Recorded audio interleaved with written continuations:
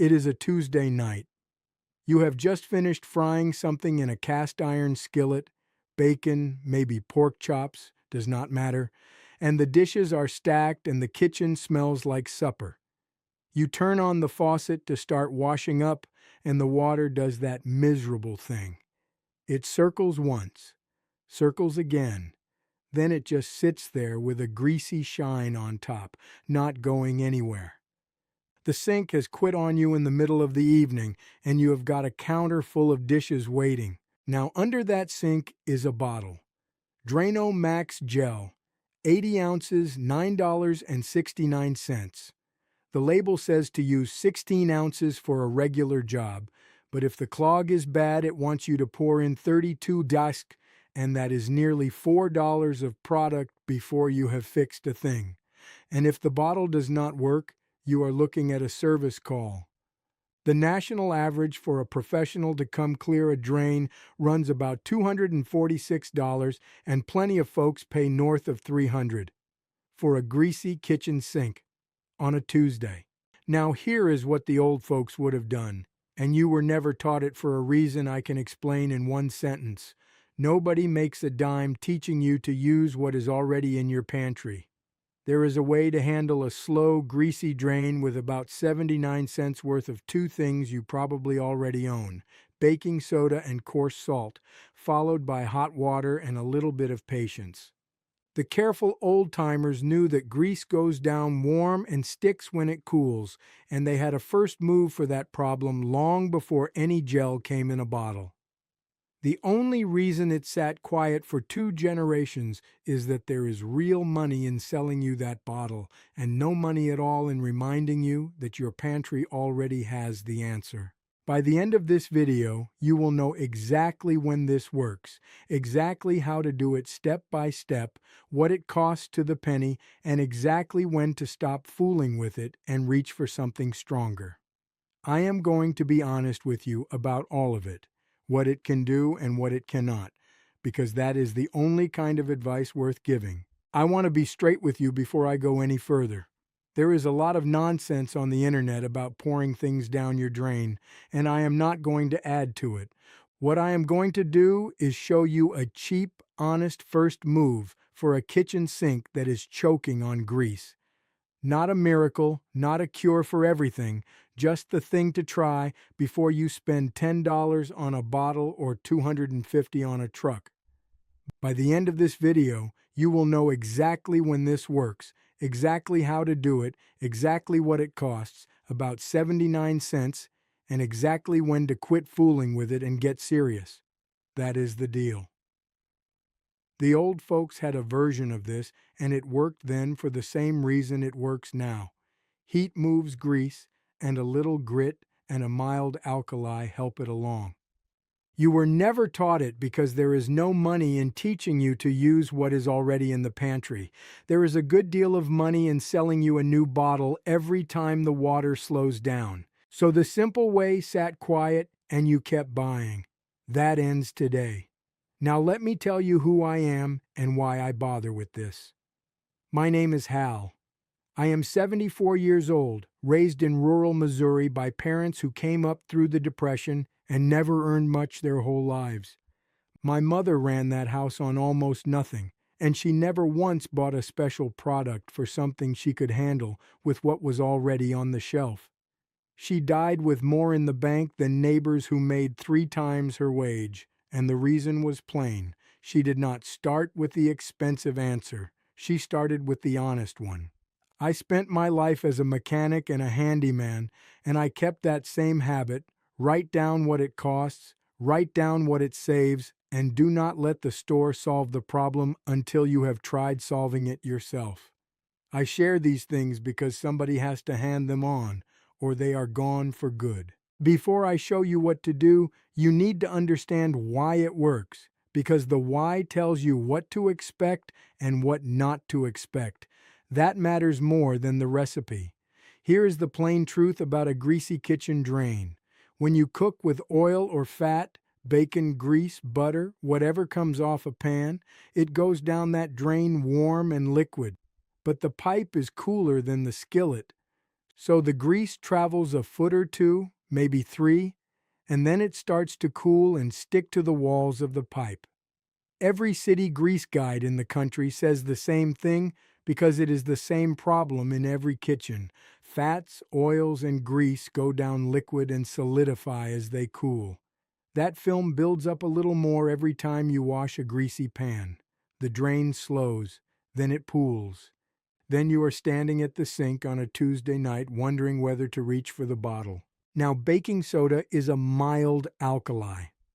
A freshly mixed solution sits around a pH of about 8.3 DARS. That is not caustic. It is not lye. It is not going to eat your pipes. What it does is help break up greasy residue gently. Salt, coarse salt, the kind you would use on a roast, brings crystal grit. It is a mild abrasive. When you send those two dry materials down into the throat of the drain where the grease film lives, and then follow them with very hot water, the heat is what does most of the real work. It re-softens the grease that has cooled and stuck, and the baking soda and salt help scrub and loosen what the heat is melting. The hot water carries the whole mess on down the line. That tells you two important things. First, this is a method for a drain that is slow but still moving, a grease choke, not a dead stop. If the water is still going down, just badly, that is where this does its best work. Second, do not expect it to clear a hard blockage. If there is a spoon jammed in the trap, or coffee grounds matted into old grease, or the line is collapsed or full of roots, no amount of baking soda and salt is going to fix that. Home repair guidance from extension offices still treats pantry drain methods as a remedy for slow drains and freshening, and it still points to plunging and manual clearing for real stoppages.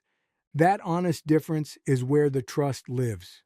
If I told you this clears everything, the first person who tries it on a dead drain would call me a liar, and they would be right. One more thing, and this is important enough that I want you to hear it before the steps. The old-timers poured boiling water and thought nothing of it because their drain lines were cast iron or copper. A lot of modern homes have PVC drain pipe. Charlotte Pipe, one of the biggest pipe manufacturers in the country, states plainly that PVC drain systems are intended for operating temperatures not exceeding 140 degrees Fahrenheit. A kettle of boiling water is 212. So if you have PVC under that sink, do not dump a screaming kettle into the line. Use the hottest water your tap will give you, or heat water to just below a boil and let it come off the peak for a minute. I will remind you of this again during the steps, because it matters. Now, if you are the kind of person who wants more of the old ways that keep real money in your pocket, the fixes and the habits the careful folks used with the honest math and none of the nonsense, hit subscribe. I put one of these out regularly, and every one of them works the same way. The cheap thing first, the truth always, the figures on the pad. That is the deal. Now let me show you exactly what to do. Here is your materials list, and I am going to put a price on every item, because that is how we do this. A 1-pound box of Arm & Hammer baking soda. At Walmart, right now, that is $1.54. You are going to use about half a cup per treatment, which works out to roughly 4.5 to 5 ounces. That is about 46 cents worth. A 48-ounce box of Morton coarse kosher salt. That runs $3.97. You need about half a cup per treatment, roughly 4 ounces, which comes to about 33 cents worth. A kettle or a saucepan of very hot water. You already own one. Cost? Nothing. A drain stopper or a rag if you want to briefly plug the opening. You already have one. Cost? Nothing. And one optional buy for prevention, a kitchen sink basket strainer. Those run roughly $6 to $12 in the Walmart aisle, and they pay for themselves the first week by keeping solids out of the line. But that is prevention. You do not need it for tonight. Write this down. Your total cost for one treatment of the dry mix is about 79 cents, 46 cents of baking soda, and 33 cents of salt. Now, the steps. And I am going to tell you what most people get wrong, because that is usually the difference between the folks who say this works and the folks who say it does not. Step 1. Diagnose before you pour. Look at the sink and be honest about what you are dealing with. If the water is still draining, just slowly, with that greasy shine and that sluggish circle, that is the sweet spot for this method. If the sink is fully stopped up and holding inches of standing water that has not moved in hours, do not open with this as though it is going to save you. This is for a drain that is choking on grease, not a sink that has quit life entirely. That distinction matters, and skipping it is how people waste their evening. Step 2. Remove as much standing greasy water as you reasonably can. This is the detail most folks get wrong, and it is the reason half the internet says this trick is a fraud. If you dump dry powder into a bowl full of cold, greasy dishwater, the baking soda and salt dissolve in that standing water and never reach the throat of the drain where the grease film is living. You need the dry mix to land down in the pipe, not float around in the basin. So ladle out the worst of it if you have to. Get it down to where the drain opening is mostly clear. Step 3. Pour the dry mix in first. Combine half a cup of baking soda and half a cup of coarse salt. Stir them together dry in a bowl or a measuring cup and pour them straight into the drain opening. Dry first. That is the whole point. You want the grit and the alkite sitting against the greasy buildup, not dissolved in dishwater 6 inches above it. Do not pre-dissolve it. Do not turn it into a paste in the sink. Do not add water yet, just the powder, down the throat of the drain. Step 4. Let it sit for 10 to 15 minutes. This is not because the mix is chewing through your pipes like acid. It is a mild alkali and some salt, not a chemical weapon. The weight gives the dry material time to settle against the greasy narrowing instead of getting instantly washed past it. Most people skip this part. They throw in the powder and blast it with water before it has had a chance to contact anything, and then they tell you the method does not work. Give it the 10 minutes. Step 5. Follow with very hot water. And here is where I need you to pay attention to what kind of pipes you have. If your drain lines are metal, cast iron, copper, older steel, go ahead and pour a full kettle of very hot water slowly and steadily down the drain. Slow and steady, not a violent dump. If your drain lines are PVC, and in a lot of homes built or replumbed since the 70s and 80s they are, do not use boiling water. PVC is not rated above 140 degrees. Use the hottest water your tap will give, or heat water on the stove to just below a boil and let it cool for a minute before you pour. That keeps you honest with the pipes. The old-timers could pour a screaming kettle because they had cast iron under the sink. You might not. Adjust accordingly. Step 6. Give it 5 minutes, then test. Run warm water from the tap and watch. What you are looking for is improvement. The drain going from pooling and sluggish to moving freely. The honest expected result on the first pass is noticeable improvement, not a trumpet blast. A partial grease film may clear well on one round. A heavier buildup may improve and need a second treatment. That is fine. 2 careful rounds is reasonable. Step 7. Know when to stop.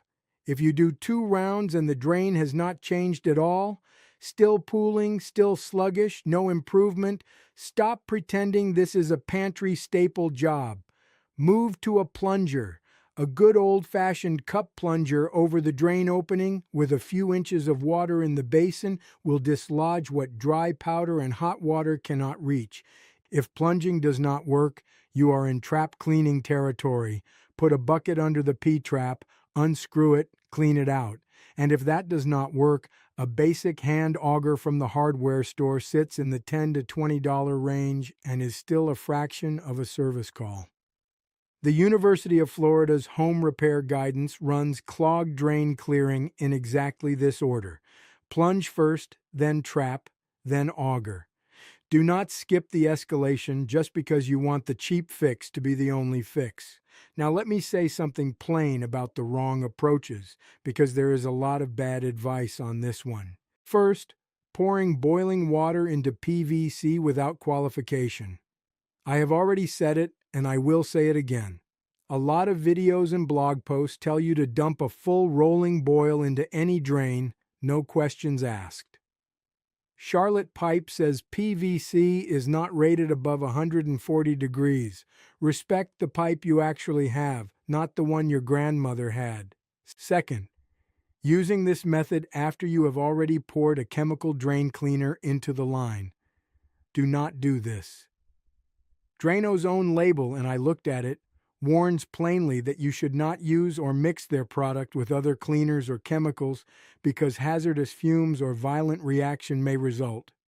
If there is a chemical cleaner already sitting in that drain, stop. Flush only according to what the label tells you, or call somebody who does this for a living.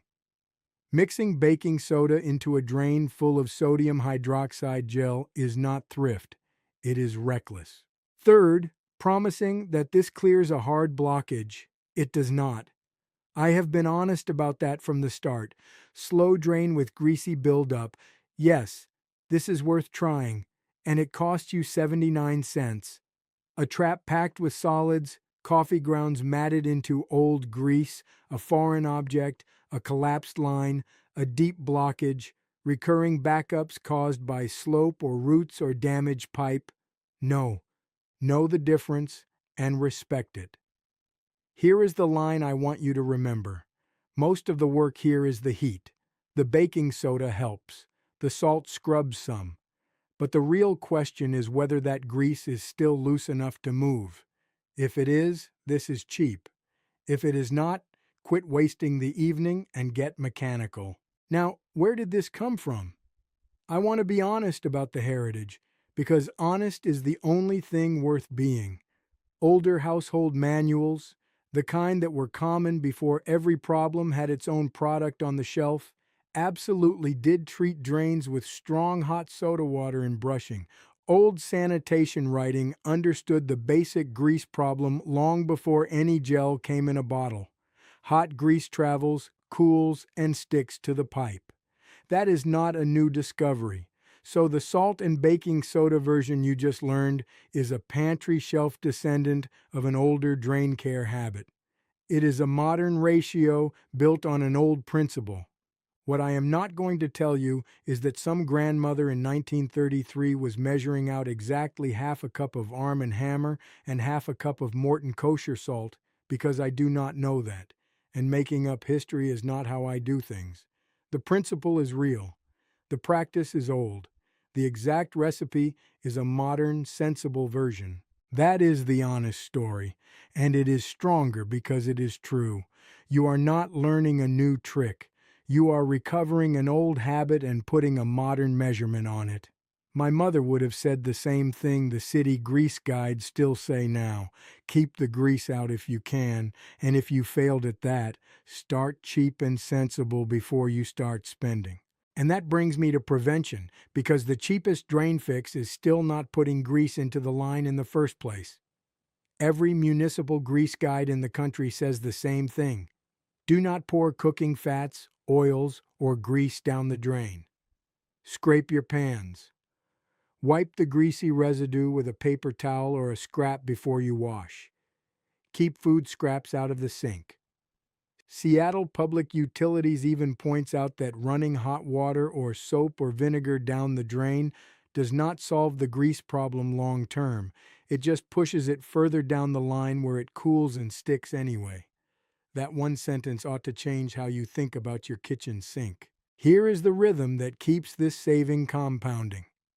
Tonight, wipe the skillet and the greasy pan with paper or a scrap before you wash it.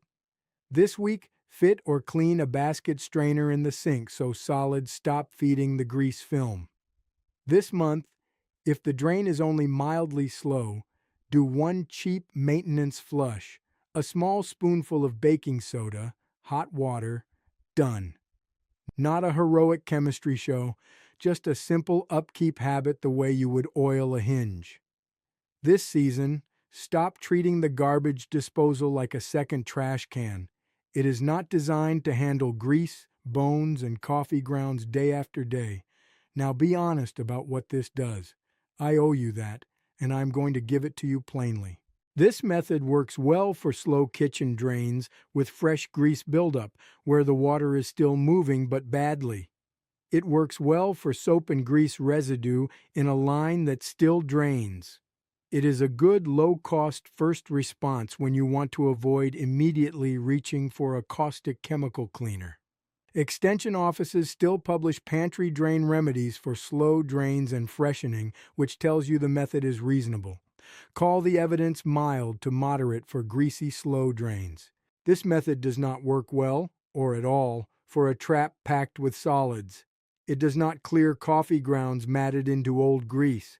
It does not fix a disposal jam, a foreign object, a deep line blockage, or recurring backups caused by slope, roots, or damaged pipe.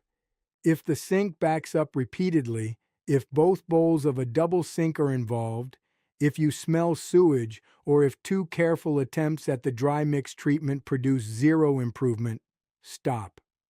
You have learned what you need to learn. This is not a grease problem you can handle from the top of the drain. Call a professional and do it before a bad blockage becomes water damage. Now, safety. I'm going to be firm about this because it matters. Never use this method after a chemical drain cleaner unless the label on that cleaner explicitly tells you how to flush it safely first. Drano's labeling warns against using or mixing with other cleaners or chemicals. Poison control notes that drain cleaners often contain concentrated corrosive chemicals. If a chemical product is already in that drain, do not pour anything else in after it. Flush according to the label or call a professional. Do not pour boiling water into PVC drain lines. PVC is not rated above 140 degrees Fahrenheit. Use the hottest safe tap water or let your heated water come off the boil before it goes into a plastic line.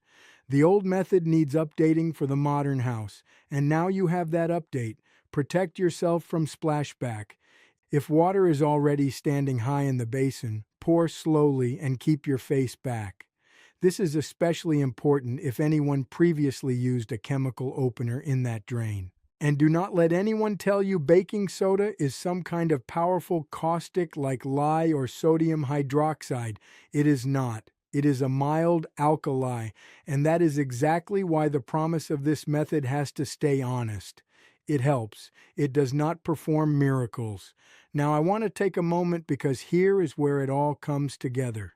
Look at what we have walked through. You have a slow, greasy kitchen drain. You diagnosed it honestly. Slow and moving, not dead. You removed the standing water, poured in a dry mix of half a cup of baking soda and half a cup of coarse salt, let it sit for 10 to 15 minutes against the grease film, and followed it with very hot water adjusted for your pipe material. You tested, you improved, and you knew when to escalate if it did not work. You have an honest first move that costs 79 cents. A clear escalation path if you need it, and a prevention rhythm that keeps the grease out of the line in the first place. That is the whole job, start to finish. The honest math is plain. Write this down.